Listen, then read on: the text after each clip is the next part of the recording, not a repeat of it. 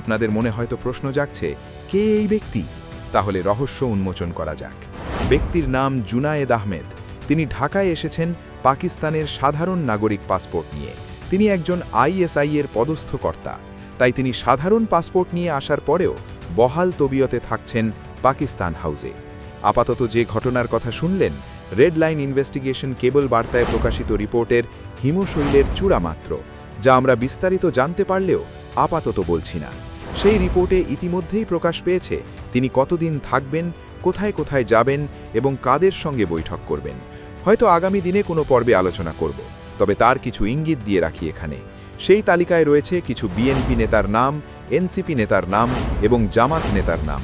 এছাড়া বাংলাদেশে কর্মরত কিছু সাংবাদিক, আর রয়েছেন প্রাক্তন অবসরপ্রাপ্ত সেনা অফিসার।